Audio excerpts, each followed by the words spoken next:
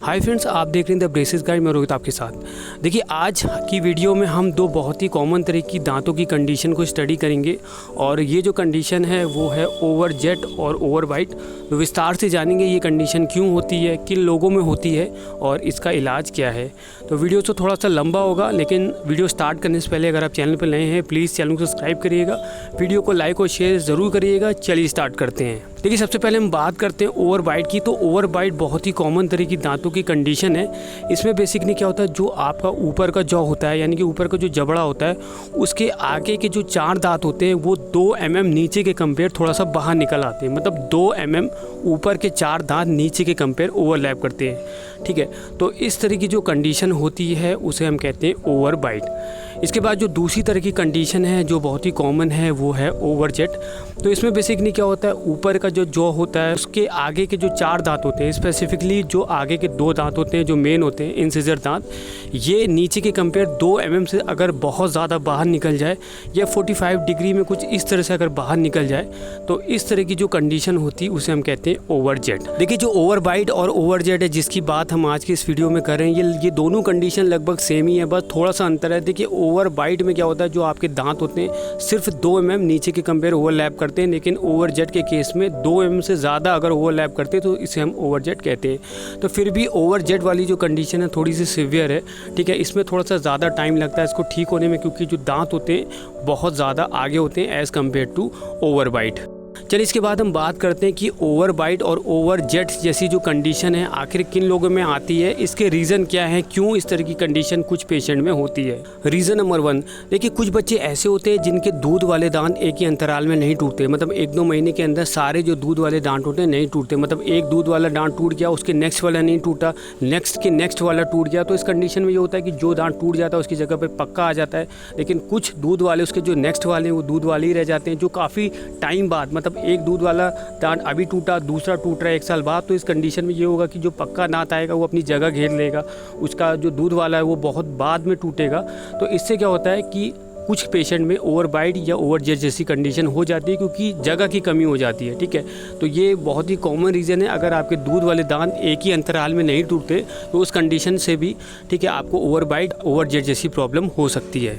इसके बाद है रीज़न नंबर 2। देखिए, कुछ बच्चों में आदत क्या होती है, बचपन में जब उनके दूध वाले दांत टूट जाते हैं उसके बाद पक्के दांत आते हैं तो अंगूठा चूसने की आदत होती है। तो अंगूठा भी कुछ इस तरह से चूस रहे हैं कि अंगूठा को बाहर की तरफ खींच रहे हैं। ठीक है, तो इस तरह की हरकत अगर आपके घर में कोई छोटा बच्चा करता है, वो भी ऐसे टाइम पे जब पक्के वाले दांत धीरे धीरे करके बढ़ रहे हो, तो उस कंडीशन में भी देखा जाता है ऐसे बच्चों में आगे चल के ओवर बाइट या ओवर जेट की कंडीशन हो जाती है। इसके बाद हम बात करते हैं रीज़न नंबर 3। देखिए, कुछ लोगों में क्या आदत होती है कि जो पेप्सी की बॉटल होती है कांच वाली, उसका जो ढक्कन होता है उसको दांतों से खोलते हैं। ठीक है, अपने सामने के जो दांत होते हैं, 4 दांत होते हैं, 4 ऊपर के 4 नीचे के, उससे ढक्कन को इस तरह से ग्रैब करते हैं, उसके बाद ढक्कन को ऊपर की तरफ खींचते हैं। तो ये हरकत अगर आप आपने एक लिमिट बना रखी है कि बार बार इसी ढंग से अगर आप जो कांच की जो बॉटल होती है उसका जो ढक्कन कुछ आप इस तरह से खोल ले, और वो भी एक ऐसी एज में जहाँ पे आपका जो पक्का दांत होता है वो एक ग्रोइंग स्टेज में होता है, तो उसमें भी ऐसा देखा जाता है कि ज़्यादा फोर्स लगने की वजह से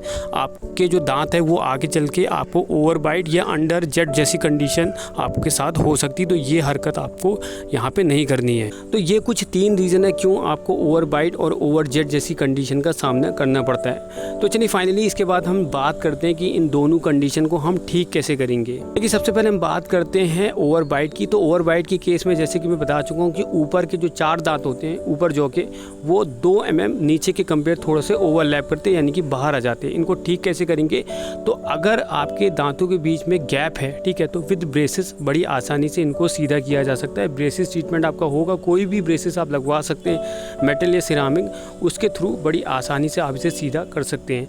अगर दांतों के बीच में गैप नहीं है तो 2 एक्सट्रैक्शन यहाँ पे हो सकते हैं। ठीक है, उससे आपके जो दांत है अलाइन हो जाएंगे। लेकिन फिर भी अगर ये सीधा नहीं हो रहा तो उस कंडीशन में आपको रबर बैंड के थ्रू इनको सीधा किया जाता है। कुछ इस तरह से आप देख सकते हैं पिक्चर। इसके थ्रू जब आपका ट्रीटमेंट लास्ट स्टेज पे होगा, लास्ट के 6 महीने में, कुछ इस तरह से आपको रबर बैंड को एडवाइस की जाती है। इस तरह से आपको फिक्स करना होता है। नीचे के जो प्रीमोलर में बैंड लगे होते हैं, जो हुक लगा होता है, रबर बैंड का सिरा आपको नीचे के रबर बैंड के हुक में एक सिरा लगाना है, दूसरा आपको जो ऊपर का जॉ में कैनाइंस में जो हुक है उसमें आपको फंसाना होगा।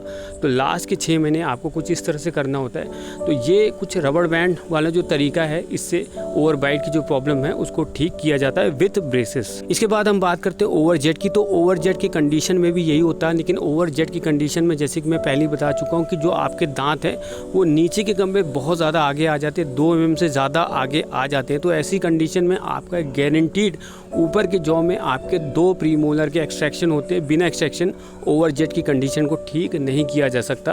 तो 2 एक्सट्रैक्शन आपके होंगे, ठीक है। ब्रेसेस का ट्रीटमेंट होगा और कुछ रबड़ बैंड आपको कुछ इस तरह से पहनना होगा जैसे कि आप इस इमेज में देख रहे हैं। नीचे के जॉ में जो आपका प्रीमोलर में बैंड लगा है उसमें जो हुक लगा है रबड़ बैंड का, एक सिरा उस हुक में लगाना है और रबड़ बैंड का जो दूसरा सिरा है जो आपके ऊपर के जो दांत हैं उसमें जो कैनाइंस में हुक लगा है रबड़ बैंड का दूसरा सिरा उस हुक में आपको लगा देना है। तो लास्ट के 6 महीने आपको कुछ इस तरह से करना होता है। तो इससे क्या होगा, जो फोर्स है वो पीछे की तरफ लगेगी और आपके जो दांत हैं वो सीधे होने लगेंगे, यानी कि जो ओवरजेट वाली कंडीशन है वो ठीक होना शुरू हो जाएगी। लेकिन कुछ पेशेंट ऐसे भी होते हैं जो इस ट्रीटमेंट को बहुत ही लेट स्टेज में करा दें, 25 साल 30 साल। तो ये एक ऐसी टाइम होता है जहाँ पे आपके जो दांत होते हैं वो बहुत ज़्यादा स्ट्रॉन्ग हो जाते हैं, क्योंकि जो आपकी दांत है वो एक हड्डी है, ठीक है। 25-30 साल में आपके जो दांत होते हैं बहुत ज़्यादा स्ट्रॉन्ग हो जाते हैं। तो कुछ केसेस में ब्रेसेस लगाने के बावजूद, रबड़ बैंड पहनने के बावजूद आपके जो ओवरबाइट और ओवरजेट की जो कंडीशन है ये पूरी तरह से ठीक नहीं होती। तो उस कंडीशन में जो दूसरा ऑप्शन, जो लेफ़्ट ओवर ऑप्शन बचता है ऑर्थोडोंटिस्ट के पास, वो बचता है सर्जरी। तो इसको लेकर मैंने वीडियो बना रखी, वो आप देख लेना। फिर भी शॉर्ट में बताना चाहूँगा, इसमें जो आपकी जॉ की हड्डी होती है उसको काट दिया जाता है, ठीक है। कुछ 1 mm के आसपास काट दिया जाता है और उसके बाद आपकी जॉ को सीधा कर दिया जाता है। क्लिप्स की मदद से इसको इस तरह से फिक्स कर दिया जाता है, जिसके बाद ये अपने आप यहाँ पे फिक्स हो जाता है। तो इससे बेसिकली क्या होगा, जो आपका जॉ होगा वो सीधा हो जाएगा और जो ओवरबाइट और ओवरजेट की कंडीशन होती है वो आपकी ठीक हो जाएगी। तो वेल, ये हैं 2 तरह की दांतों की कंडीशन, क्यों होता है, कैसे होता है और इसे ठीक कैसे किया जाता है, ये आज की इस वीडियो में हमने जाना। वीडियो पसंद आया वीडियो को लाइक करिएगा, शेयर करिएगा, चैनल सब्सक्राइब करिएगा।